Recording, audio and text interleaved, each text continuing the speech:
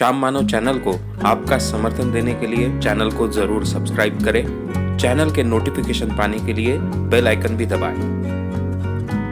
विपिन जी देशमुख ने यह सवाल पूछा है कि आपकी कोई इस विषय पर किताब है क्या, और कोई और किताब आप रिकमेंड करेंगे क्या। पर्सनालिटी डेवलपमेंट इस विषय पर गए 25 सालों के ऊपर मैं काम कर रहा हूं।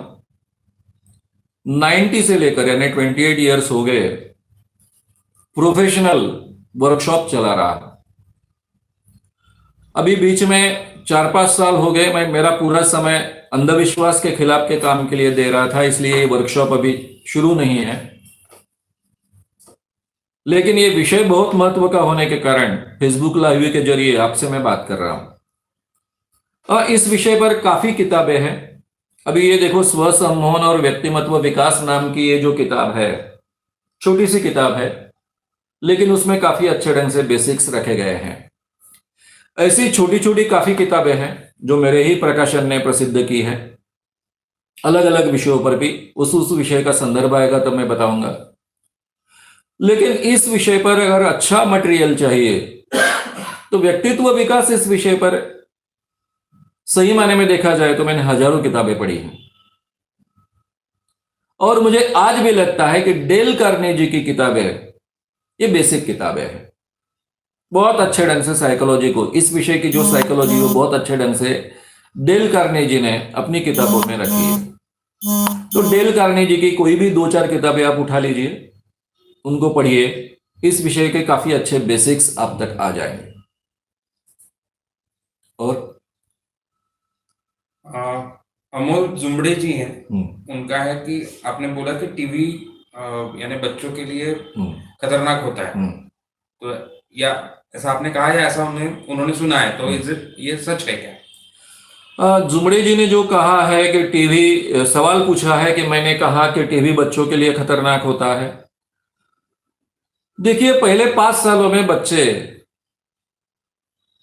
उनके पास क्रिटिकल फैकल्टी न होने के कारण, रीजनिंग की क्षमता न बढ़ने के कारण उस वक्त उनके पास नहीं होती है, तो वो जो भी अपने 5 इंद्रियों के जरिए अनुभव करते हैं वो सब बातें उनको सच लगती है। टीवी पर का जो भी लाइव वो देखते हैं तो वो भी उनको सच लगता है। और जैसे इर्द गिर्द के सभी लोगों के बर्ताव का उन पर परिणाम होगा, उनके व्यक्तित्व का फाउंडेशन तैयार होगा, उतना ही बुरा असर या अच्छा असर टीवी के जरिए उन पर होता है। अब घर में छोटे बच्चे हैं 5 साल के नीचे के, इसलिए तो हम टीवी कैसा देखें ये तय नहीं करते हैं। हम तो सास बहू की सीरियल से लेकर सब चीजें देखते रहते हैं। तो जो बच्चा, बड़े बड़े लोग एक दूसरे के साथ में कितना बुरा बर्ताव करते हैं, एक दूसरे के साथ में कैसे षड्यंत्र रचते हैं, एक दूसरे का कैसा अपमान करते हैं, एक दूसरे को नीचा दिखाने के लिए क्या क्या करते हैं, ये सब चीजें भी उनके तक पहुंचती है और वो उनको सब सच लगता है। तो परिणाम ऐसा होता है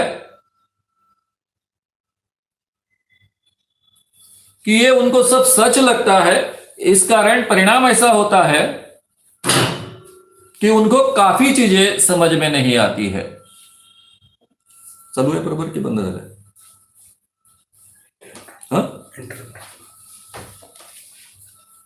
मध्येच आता काय आला आता? कॉल आहे.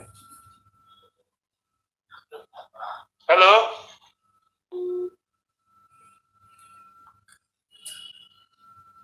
सगळ्यांपर्यंत जात आहे की नाही? पहिले पोस्ट होत आहे सगळ्यांकडे? फोन करून सांग.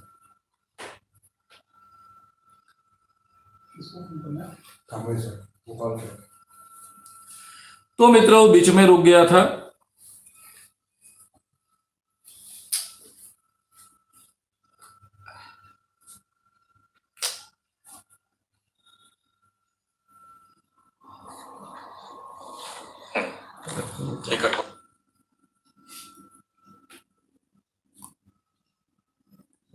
याच्यावर विचार पाहिजे, एअरप्लेन मोड कॉल नाही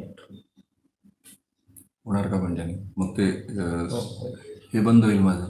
हा डाटा बंद आहे. हा धड चालतो की नाही? तो डाटा धड चालत नाही. मी चेंज केलं तिकडे, जिओ केलं. कमालच. लिंक लिंक मला चेंज कर दे, लिंक शेयर कर दो पुन्हा के बारे में हम बोल रहे थे, बीच में फिर से पूरी तरह से बात रुक गई थी. फिर से लिंक भेजनी पड़ रही है. तो लिंक जैसे ही भेजने का काम होता है मैं आपसे बात करता हूं. शुरू. तो टीवी में जो भी बच्चे देखते हैं, तो आम आदमी उनके इर्द गिर्द जो होते हैं वो जिस ढंग से बर्ताव करने से उन पर परिणाम होगा, वैसे ही परिणाम टीवी के जरिए होते हैं. अब टीवी में वो भूत भी देखते हैं, यानी केवल भूत की कल्पनाएं उनके दिमाग में नहीं जाती, तो एक्चुअल भूत भी जाते हैं. मंत्र तंत्र का डर भी देखते हैं. तो जो भी टीवी के प्रोग्राम होते हैं उसके जरिए जो भी कचरा उनके दिमाग में जाएगा वो भी डायरेक्टली उनके दिमाग में जाकर बैठेगा. अच्छा होगा वो भी उनके दिमाग में जाकर बैठेगा. आम वातावरण में जितनी बुरी चीजें नहीं जा सकती उससे ज्यादा बुरी चीजें टीवी के जरिए जा सकती हैं, और अच्छी चीजें भी जा सकती हैं. अभी मां बाप को यह तय करना पड़ेगा कि अपने बच्चे कौन से प्रकार के टीवी देखें. कचरा उनके दिमाग में जाए या अच्छी बातें उनके दिमाग में जाए. और ये भेद हम नहीं करते हैं. हम ये सोचते भी नहीं कि बच्चे 4-5 साल के पहले के हमारे घर में हैं तो उन पर भी इस बात का परिणाम होगा. तो ये परिणाम तो होता है, और उसके बहुत बुरे परिणाम भी हो सकते हैं, क्योंकि उनका व्यक्तित्व ही पहले 5 सालों में उसका फाउंडेशन तैयार होने के कारण किस ढंग का बनेगा ये उस पर तय हो सकता है. और टीवी ये बहुत इफेक्टिव माध्यम है, तो परिणाम भी उतने ही ज्यादा इफेक्टिव होंगे.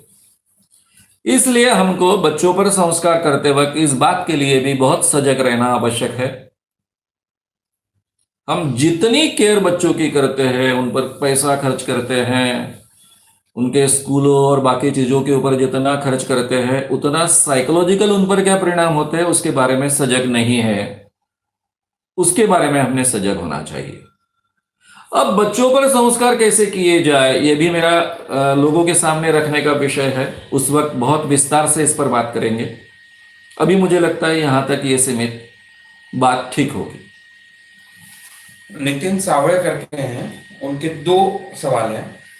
अगर मैं मेरा खुद का नेचर बदलना चाहूं तो क्या ये पॉसिबल है क्या? और दूसरा उनका सवाल है कि अननोन जो चीजें होती है उनको चीजें होती हैं उनको कैसे फेस करें. पहला सवाल उनका है, नितिन सावळे, कि क्या जो मेरा नेचर है, नेचर यानी स्वभाव मुझे लगता है उनको कहना है, क्या मैं अपने आप को बदल सकता हूं? अपने आप को हम बदल सकते हैं. हमारा कोई भी नेचर हो उसको हम बदल सकते हैं. मैंने केवल मेरा एक उदाहरण दिया कि मैं बहुत डरपोक था और आगे चलकर जीवन में बहुत निर्भय बना. अब मेरा जीवन तो खुली किताब है. मैं तो ऐसा झूठ नहीं बोल सकता कि मैं बहुत निडर हूं, बहुत निर्भय हूं. यानी जो मैं कहता हूं वो मुझे सिद्ध करना पड़ता है. तो आदमी मेरे जैसा अगर एक डरपोक व्यक्ति से यहां तक बदल सकता है तो इस दुनिया में हर व्यक्ति बदल सकता है, हर क्षेत्र में बदल सकता है. उसमें यह सामर्थ्य होता है. हाँ, उसके लिए हमको बहुत कोशिश करनी पड़ेगी, प्रयत्न करने पड़ेंगे, मेहनत लेनी होगी. अब कौन से नेचर के बारे में, यानी स्वभाव के किस हिस्से के बारे में हमको ज्यादा मेहनत लगेगी, कम मेहनत लगेगी, ये हम पर उस स्वभाव किस जड़ तक हम पर बैठे हैं, पनपे हैं, प्रोग्राम हुए हैं, इस पर डिपेंड होता है. इसलिए कुछ चीजें बदलने के लिए कम समय में हम बदल सकते हैं, और कुछ चीजें के लिए बहुत दीर्घकालीन लंबा संघर्ष करना पड़ता है. लेकिन आज के जमाने में व्यक्तित्व बदलने के काफी नए प्रोग्राम्स हैं, हिस्से हैं, उनका आप बहुत अच्छे ढंग से उपयोग कर सकते हैं। उसके बारे में हम बाद में बात करने वाले हैं, नेक्स्ट फ्राइडे को शाम को, रात को 8 बजे 8 PM। अब दूसरा सवाल था कि उनका कि जो अननोन चीजें हैं उनका हमें डर लगता है, उसका क्या? अभी अननोन चीजों में भूत भी आ सकता है, कोई भी चीज का डर होता है, उसके पीछे हमारा एक विचार होता है। जब आएगा तब फेस करेंगे। समझो ऐसी कोई अननोन चीज है जिसके बारे में मुझे कोई जानकारी नहीं है। अगर गलत जानकारी है तो आज के जमाने में मैं दूर कर सकता हूं, जैसे भूत के बारे में कि भूत तो इस दुनिया में होता ही नहीं है। ये जानकारी आप बहुत अच्छे ढंग से प्राप्त कर सकते हो। दूसरी कोई तो भी अननोन चीज है जिसका मुझे डर लगता है, तो अपने आप को हमको बार बार कहना पड़ेगा कि जब वो चीज आएगी तब देखा जाएगा, तब फेस करेंगे, जो होगा तो देखा जाएगा। क्योंकि जिंदगी में कुछ भी सामने आ सकता है। हम घर के बाहर गिरने के बाद में एक्सीडेंट भी हो सकता है, इसलिए एक्सीडेंट होने वाला है, हो सकता है, इसलिए घर से बाहर गिरना थोड़ा ही छोड़ देते हैं। घर के हम बाहर जाते हैं, अपने काम करते हैं। उसी ढंग से जो भी अननोन चीजें होगी जिसके बारे में शायद हमको आज पता नहीं है, तो वो जब आएंगे तब उनको फेस करेंगे। उन चीजों को बहुत अच्छे ढंग से फेस करेंगे, तब देखेंगे, देखा जाएगा। इस ढंग का एटीट्यूड डेवलप करना ये सबसे बढ़िया बात होगी।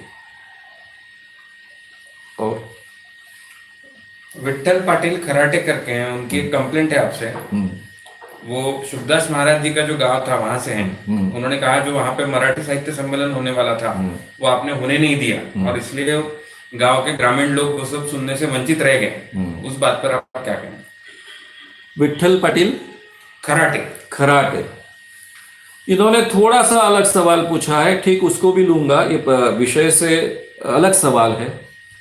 शुभदास महाराज का सम्मेलन होना था हिवरा आश्रम में, तो सम्मेलन मैंने वहां होने नहीं दिया, साहित्य सम्मेलन अखिल भारतीय, इस कारण वहां के गांव के लोग जो कुछ सुनना चाहते थे उसको वंचित हो गए। अब मेरा उद्देश्य वहां पर सम्मेलन न हो ये नहीं था। मराठी साहित्य सम्मेलन कहाँ होता है इससे मुझे कोई लेना देना नहीं है। पत्रकार इस नाते से मेरा सम्मेलन से संबंध आया नहीं आया ऐसा है नहीं है, लेकिन वो मेरा विषय नहीं है। लेकिन शुभदास महाराज के आश्रम में, हिवरा आश्रम में सम्मेलन होने वाला था, और शुभदास महाराज इसको बहुत प्रतिष्ठा मिलने वाली थी।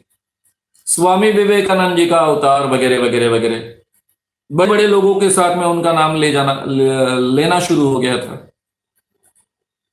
ये विवेकानंद जी का भी अपमान है और बड़े बड़े लोगों का भी अपमान है। तो इसलिए जिस बाबा को मैंने बड़े पैमाने पर एक्सपोज किया था वो बात सामने रखनी बहुत आवश्यक थी। और ऐसे बाबा को प्रतिष्ठा अगर साहित्य सम्मेलन जैसी एक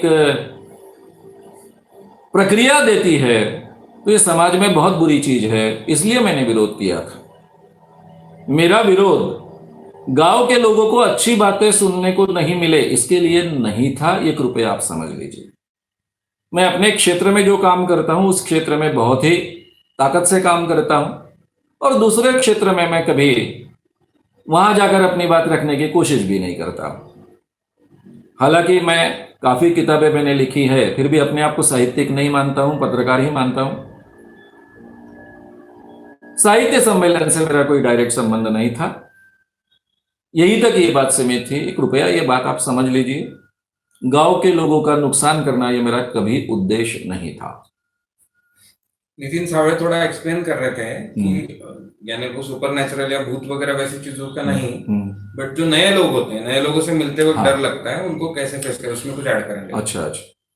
तो नितिन जी सावळे का सवाल थोड़ा अलग था कि जो नए लोग होते हैं, नॉन लोग होते हैं, जिनके साथ में हमारी कोई पहचान नहीं है, इनका डर लगता है।